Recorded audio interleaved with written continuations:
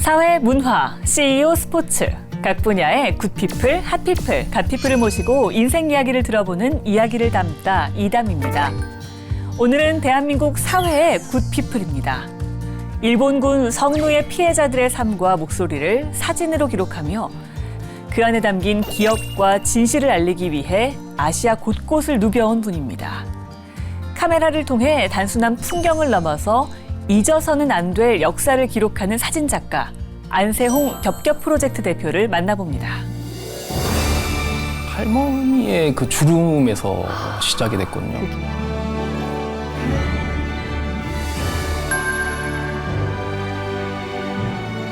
이분들의 목소리를 기록으로 남기고 누군가가 기억을 하게 된다면은 또 할머님들의 죽음이 헛되지 않을까.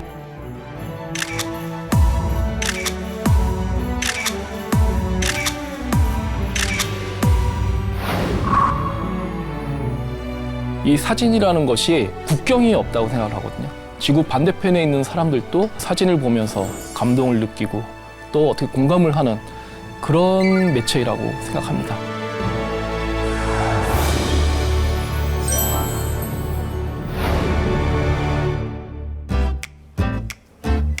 안녕하세요. 예, 안녕하세요. 네, 제가 겹겹 프로젝트의 대표님이라고 소개를 해드렸습니다. 이렇게 바쁘신데 자리 주셔서 감사합니다. 오히려 제가 영광스러운 자리에 와서 감사합니다. 저희가 따뜻한 차 한 잔 준비했습니다. 예. 제주 동백꽃 차거든요. 네, 한 잔 하시면서 예. 차분하게 또 이야기를 나눠보겠습니다. 예. 한 잔 하시죠.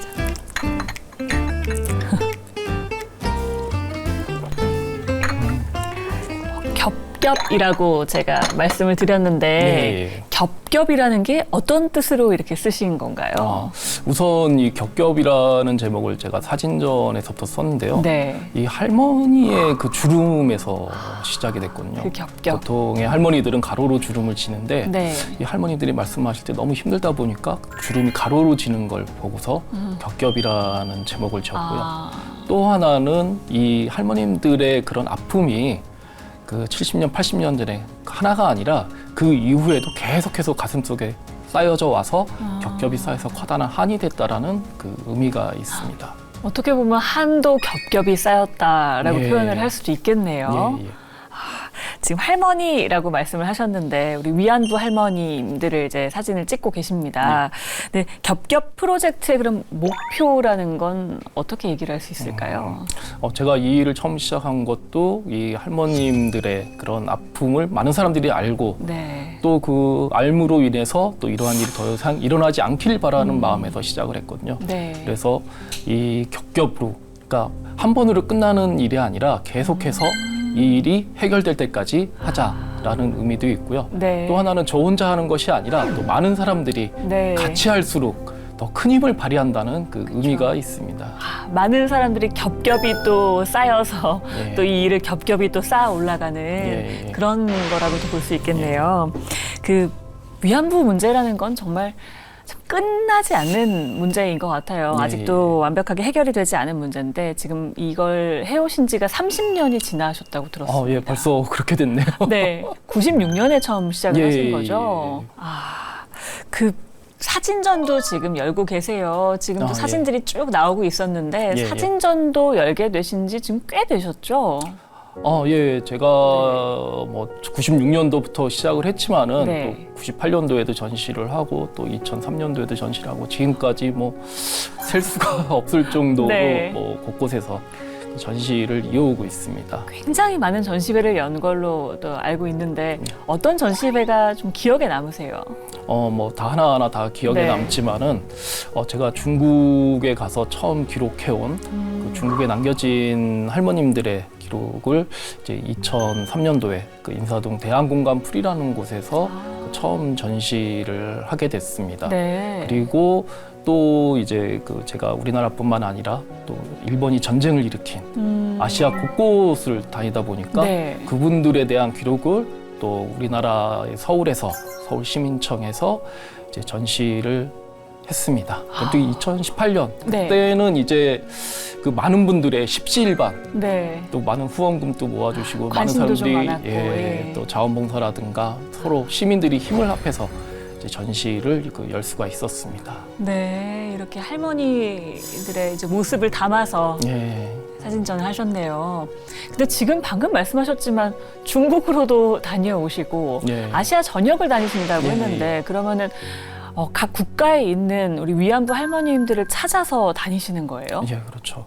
저도 처음에는 네. 이런 피해자분들이 한국에만 있는 줄 알았어요. 이 일을 하면 할수록 어떤 질문을 받게 되냐면 일본이나 서구 사회에 가다 보면은 왜 너희는 한국하고 일본하고 이 문제로 싸우기만 하냐라는 얘기를 가장 많이 하더라고요. 네. 역사 갈등 문제로만 보여지더라고요. 네. 그래서 왜 그렇게 비춰줄까 하다 보니까 다른 나라 피해자분들의 목소리가 많은 분들에게 전달이 되지 못한다는 걸 알게 됐습니다. 그래서 많은 조사 기관을 통해서 또 아시아, 필리핀이라든가 인도네시아, 중국, 또 동티모르까지 현지 피해자분들을 찾아다니면서 이분들을 기록하고 같이 알려나감으로 인해서 한일 간만의 문제가 아니라 네. 아시아 전체의 전쟁과 인권 문제로 알려나가기 위해 일하고 있습니다. 찾는 것도 쉽지 않으셨을 텐데 그렇게 정말 각지를 다니시는 게 정말 대단하다는 생각이 듭니다. 게다가 평양도 가셨다고 들었어요. 예. 당연히 그때 지금은 남북이 갈라져 있지만은 네네.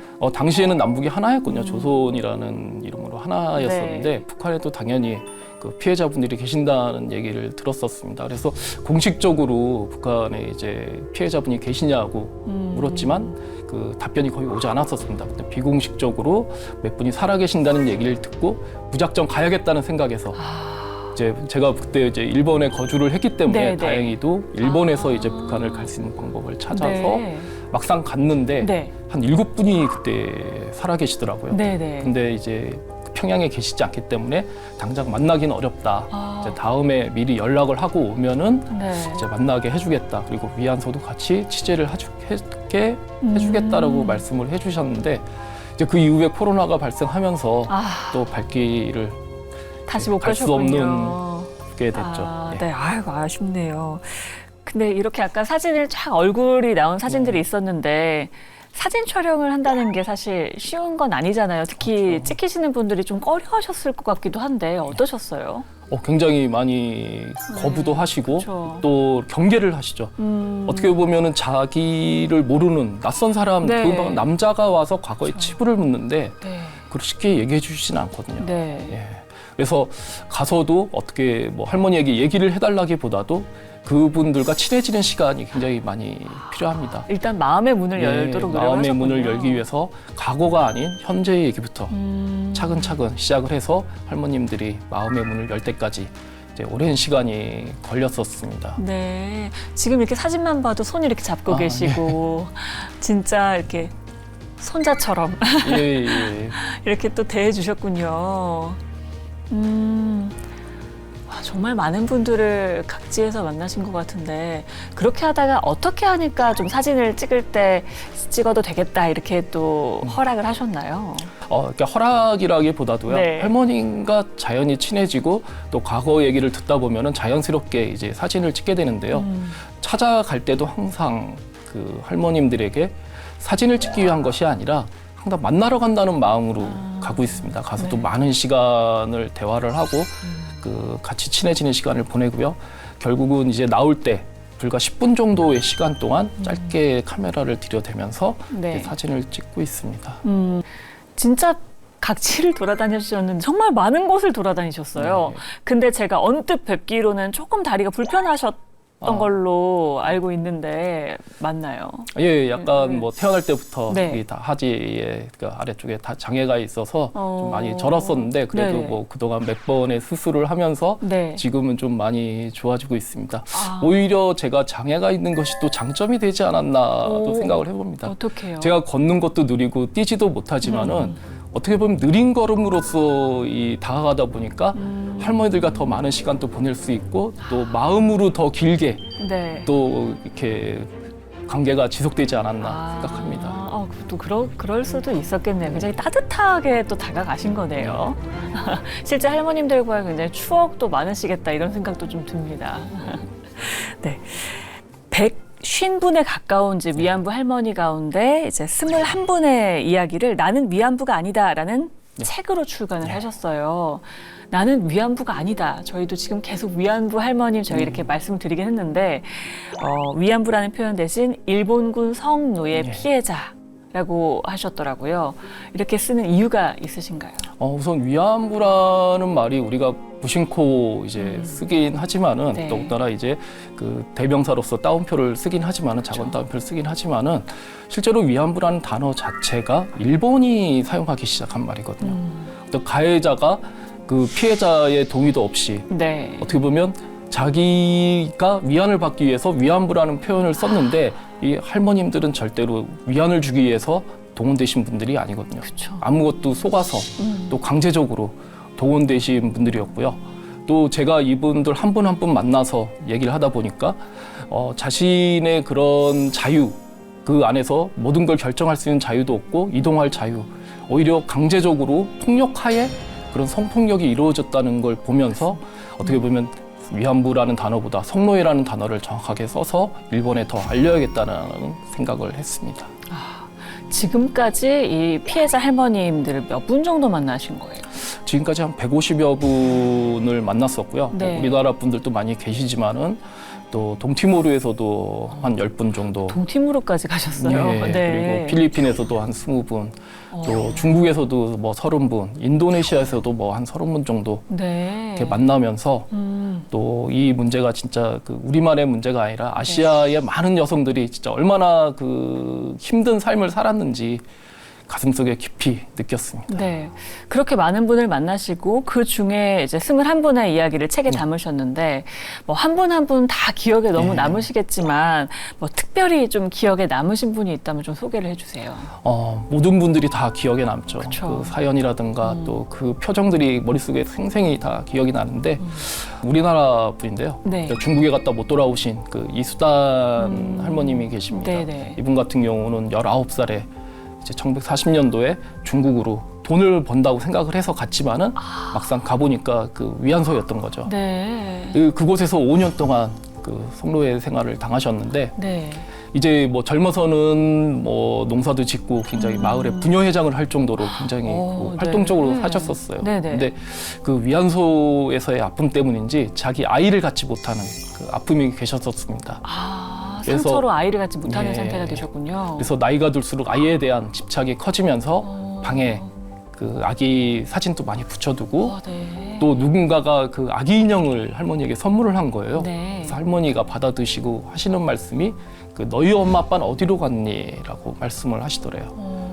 그런 걸 보면서 어떻게 보면 이 할머니의 그런 아픔이 어떤 과거의 일본의 그런 잘못으로 인해서 평생 이분들에게 트라우마로 남는다는 것을 알 수가 있었죠. 그렇죠. 굉장히 안타깝죠. 그래서 슬프기도 하고 오랜 시간 같이 이제 할머님과 얘기도 나누고 그랬었는데 어떻게 보면은 그런 부고를 또 접할 때마다 시간이라는 게 많이 없다고 생각합니다. 한 분 한 분 돌아가실 때마다 어떻게 보면은 이분들의 목소리가 사라지는 거거든요. 이분들의 목소리를 기록으로 남기고 또 그 기록을 통해서 누군가가 기억을 하게 된다면은 또 할머님들의 죽음이 헛되지 않을까 생각하면서 이제 계속해서 꾸준히 기록으로 하고 있습니다. 그럼 이쯤에서 또 우리 작가님의 다른 이야기를 나눠보기 위해서 키워드 토크를 한번 진행을 해보려고 예. 합니다. 작가님과 관련한 키워드들이 있습니다. 지금 이 뒤에 보이시는 이런 키워드들이 있습니다. 예. 나눔의 집, 박보사전, 대일평전 뭐 여러 가지가 예. 있는데요. 하나 뽑아주시면 관련한 이야기로 한번 나눠보겠습니다. 뭘 뽑아야 될지. 네, 첫 번째 박두리 할머니입니다. 박두리 할머니의 말 한마디가 내 인생을 바꿨다. 예. 어떤 말씀이셨길래 그랬을까? 또 어떤 분이실까 궁금해집니다. 제가 할머님을 처음 접한 게 네. 나눔의 집에서거든요. 나눔의 집이요? 예, 거기 취재 때문에 갔다가 이제 할머님을 처음 뵀는데 네, 나눔의 집이 어떤 곳인가요? 경기도 광주에 네. 있고요. 할머님들이 대부분 어렵게 살다 보니까 이제 그 불교 재단에서 이 할머님들이 같이 모여 살 수 있게 그 나눔의 집을 만들었습니다. 피해자 할머님들이 함께 살고 계신 그래서 한 곳이군요. 10여 분 정도가 그때 계셨는데요. 네, 지금 보시기에 뭐 왼쪽에서도 두 번째 누워 계신 할머니입니다. 네. 네, 박두리 할머니. 예. 예. 처음에 이 할머님들을 만나면서 네. 무슨 말을 해야 될지 막막하더라고요. 네. 우리가 보통 아픔이 있으면 공감이 되는데 그 아픔의 무게 또 깊이를 모르다 보니까 무슨 말을 해야 될지 사실 상상할 수도 없는 깊이잖아요. 그래서 뭐 겨우 이제 할머니들의 얘기를 듣는데 많이 시간을 보냈는데 그때 박두리 할머님이 그런 말씀을 하시더라고요. 너희가 창피한 것이지 우리가 창피한 것이 아니다라는 말씀을 하시더라고요. 여기서 너희는 당연히 일본군을 얘기를 하시고요. 많은 사람들이 이 할머님들의 뭐 비난을 하는 그런 목소리도 당시에 많았었거든요. 그런 속에서도 꿋꿋이 그런 과거의 상처가 아닌 일본의 잘못을 알리기 위해서 하시는 모습을 보면서 굉장히 저는 그 큰 충격을 받았고요. 그러면서 집으로 돌아온 이후에도 그 머릿속에서 말이 떠나지 않는 거예요. 다시 또다시 찾아가서 3년 정도 자원봉사만 하기를 시작했습니다. 네. 그러면서 뭔가 뜻 있는 일을 하자. 단순히 그냥 허드렛 일을 할 것이 아니라 제가 하는 수 있는 사진으로 이분들을 기록하고 같이 알려나가야겠다는 생각에서 이 일을 시작하게 됐습니다. 그럼 원래 사진은 관심이 많으셨던 거예요? 예, 중고등학교 때부터 취미로 굉장히 많이 찍으러 다녔었습니다. 네. 그런데 사실 사진을 전공하진 않으신 거잖아요. 예, 그죠? 물리학을 전공했죠. 물리학을 전공하셨어요. 그렇게 하다가 다시 그러면 사진을 하게 된 계기가 있으신 건가요? 사진은 계속해서 했고요. 계속 찍으셨고. 뭐 학교는 이제 뭐 물리학은 뭐 네. 눈에 보이는 것이고 또 바로 학고사에 들어간다거나 네. 또 뭐 사회사진 연구소라고 또 이제 사회사진을 찍는 그런 연구소에서 활동을 하면서 지냈었습니다. 네. 이런 사진은 언제 찍으신 건가요? 요거는 이제 뭐 대학에서 대학 졸업할 무렵 네. 이제 뭐 이제 어업에 관한 사진도 찍고 멋있는데요? 예. 네. 그리고 또 이 장애인 시설 네. 또 충북 음성에 있는 꽃동네에서도 네, 꽃동네. 이제 자원봉사하러 네네. 한 2달 정도 갔다가 이제 같이 나중에 친해지면서 사진도 찍게 되는 찍으시고. 그리고 네. 뭐 절사진도 이제 이거는 그러니까 절집이나 무당집을 찾아다니면서 사진 작업하셨다고 제가 듣기는 했거든요. 예. 그 사진 중에 하나인 건가요? 예, 제가 사진을 찍다 보니까 어떤 정체성, 우리나라 한국의 정체성이 무엇일까라는 고민을 굉장히 많이 했었습니다. 제가 앞으로 어디서 어떤 사진을 찍을지는 모르지만은 네. 그래도 기본이 되는 어떤 정신적인 바탕이 있어야겠다라는 생각을 했었고요.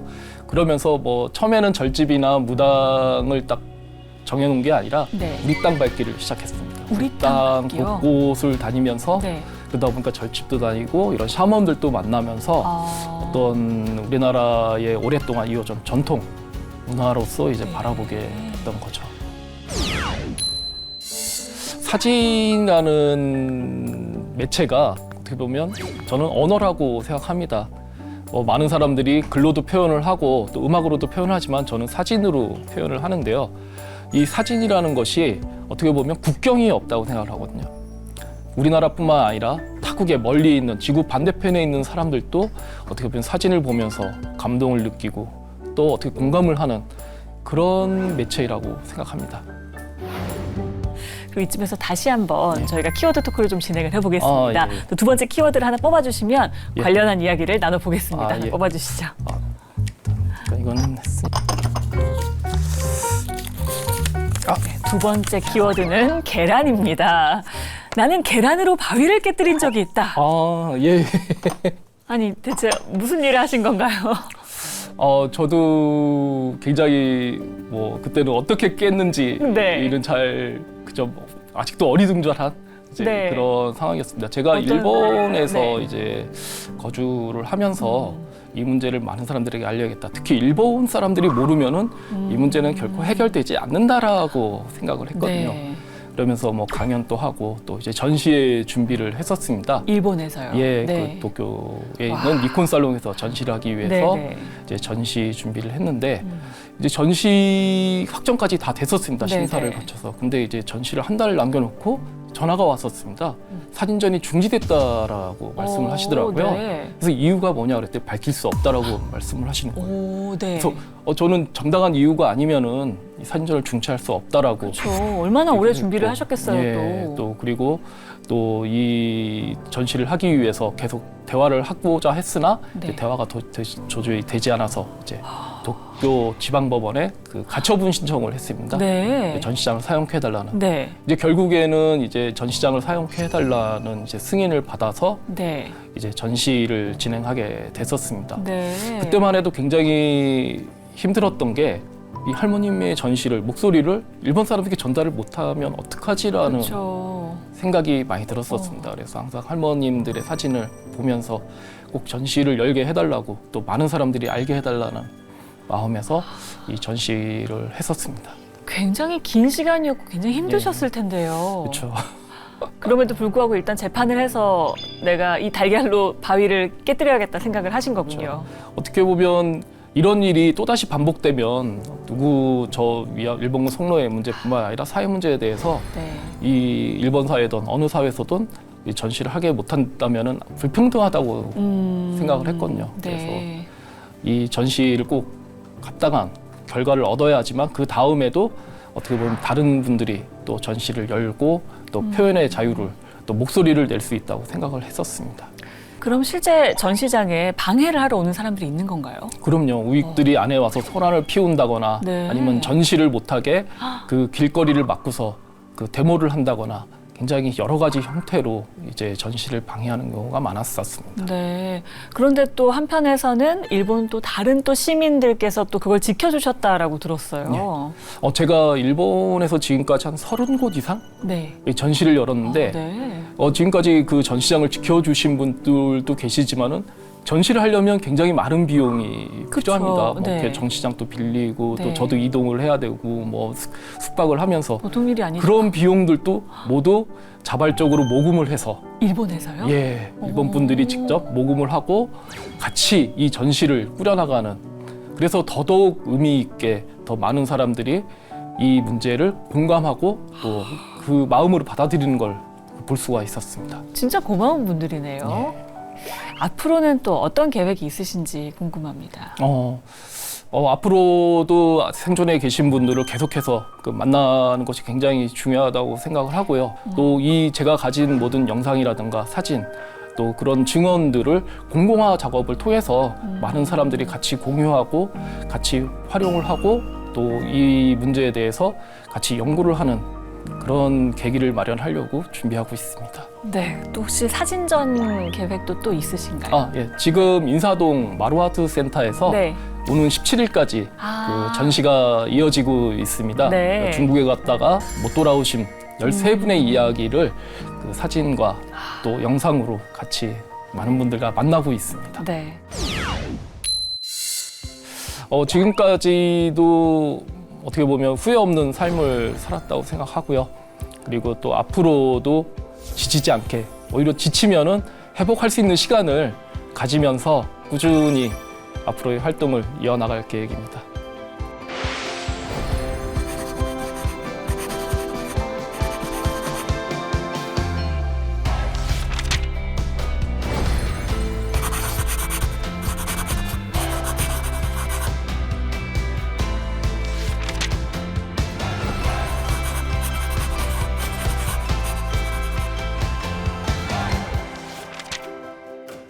사진으로 역사를 기록하고 사진으로 소통하는 사진작가 안세홍 겹겹 프로젝트 대표와 함께 이야기를 나눠봤습니다. 저희는 이 다음에 만나요.